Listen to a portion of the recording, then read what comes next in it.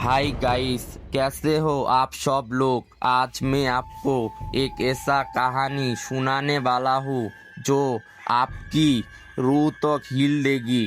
कहानी है लखनऊ की है, वही लखनऊ जिसे हम नवाब का शहर कहते हैं, जहाँ प्यार मिलता है और हर मोड़ पर बिरयानी की खुशबू आता है।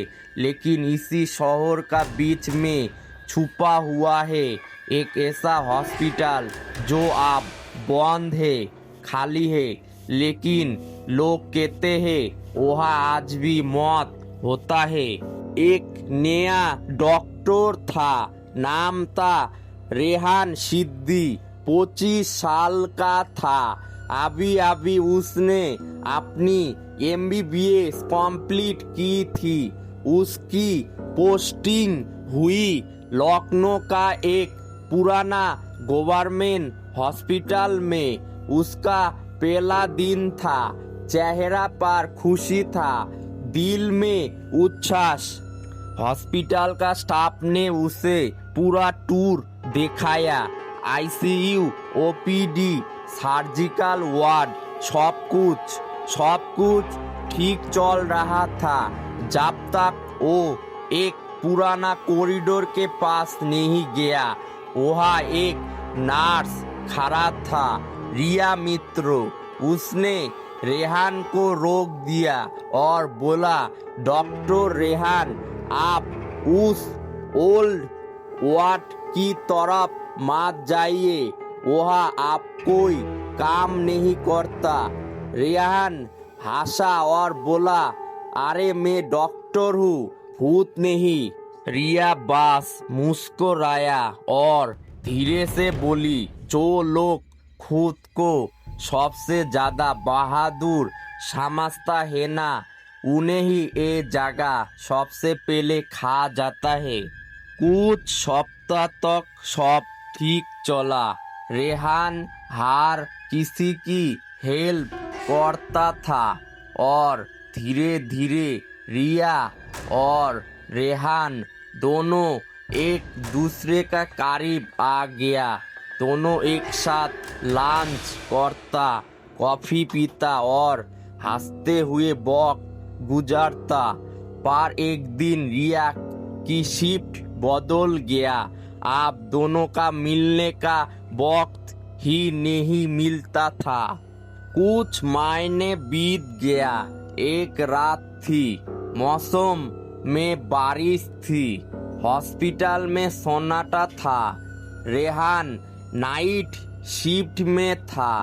वो पेशेंट फाइल देख रहा था, जब उसने सुना ठाक ठाक जैसे कोई ओल्ड वार्ड के दरवाजा पे दस्तक दे रहा हो।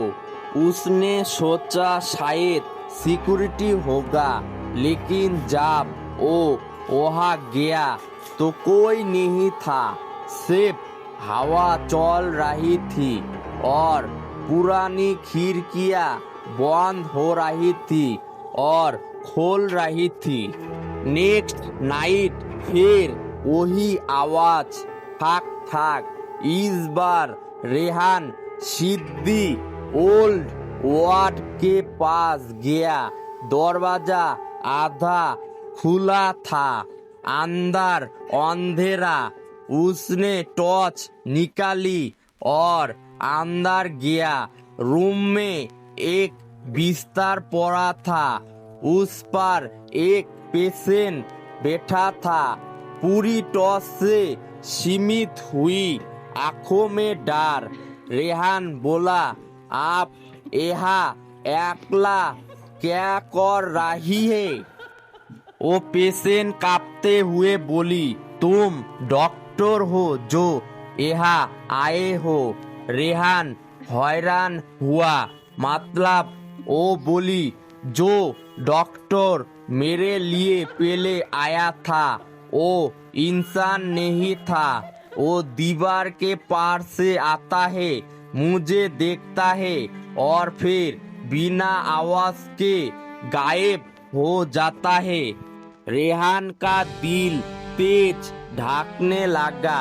उसने कहा, मैं अभी कंट्रोल रूम में जाके सीसीटीवी चेक करता हूँ।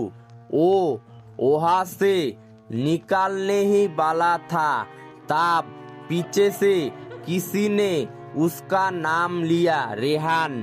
वो पलटा, सामने था रिया, लेकिन उसका चेहरा सफेद, आंखें लाल, कपड़े खून से भरा हुआ।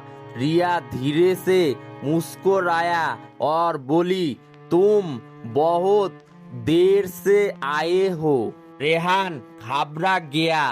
वो कॉरिडोर में भागा। लाइट ब्लैंक कर रहा था, हवा तेज चल रही थी, सब कुछ अजब लग रहा था। एक ऑपरेशन रूम से रोशनी आ रही थी। उसने अंदर गया। वहाँ कुछ डॉक्टर था जो किसी का ऑपरेशन कर रहा था। किन जब रेहान ने उनका चेहरा देखा तो हर डॉक्टर का चेहरा रिया का था। रिया सबके चेहरा पर एक ही मुस्कुराहट और सबके कपड़े पे खून। रेहान चिल्लाया रिया बोल के, लेकिन सब कुछ अंधेरा में बदल गया। वो भागते हुए कंट्रोल रूम पहुंचा। सिक्योरिटी गार्ड को बोला, ओल्ड वार्ड का फुटेज दिखाओ। गार्ड ने कहा, सर, ओल्ड वार्ड का कैमरा 2 साल से बंद पड़ा है, वहाँ कोई जाता ही नहीं। रेहान बोला, नहीं, मैंने रिया को देखा है, वो जिंदा है। गार्ड चुप हो गया। कुछ सेकेंड बाद उसने कहा, सर, रिया मित्र का 2 साल पहले यहाँ लिफ्ट एक्सीडेंट में डेथ हो गया था। उसी ओल्ड वार्ड में उनका बॉडी रखा गया था। रेहान का पैर जम गया। उसने कहा, नहीं, मैंने उसे देखा था, उसने मुझे बात भी की थी। गार्ड ने सिर्फ इतना कहा, सर, आपने जिसे देखा वो रिया नहीं, शायद उनकी आत्मा थी। रेहान ने सीसीटीवी चेक किया। फुटेज में कुछ भी नहीं था, बस एक अंधेरा और कभी एक सफेद शैडो जो कैमरा के सामने से गुजरता था।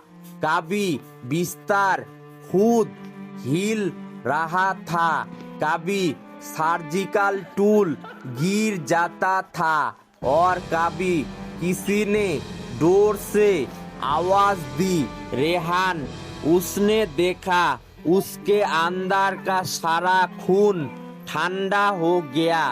वो समझ गया कि ये जगह सिर्फ हॉस्पिटल नहीं, ये कब्रिस्तान के ऊपर बना हुआ एक लाश की बस्ती है।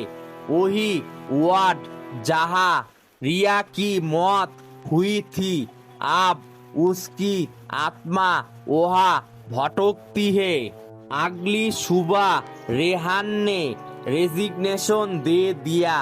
किसी ने उसे फिर कभी हॉस्पिटल में नहीं देखा, पर कुछ लोग कहते हैं आधी रात को ओल्ड वार्ड के गेट पे आप भी दस्तक होता है, ठाक ठाक ठाक।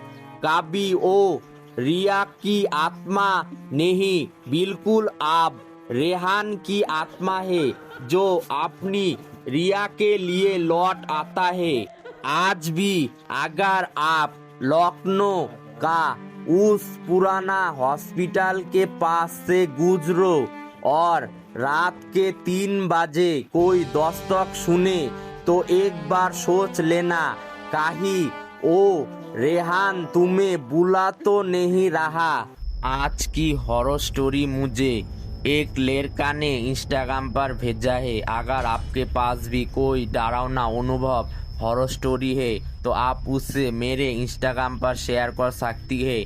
मैं उस कहानी पर यूट्यूब वीडियो बनाकर आप सबको सुनाऊंगा।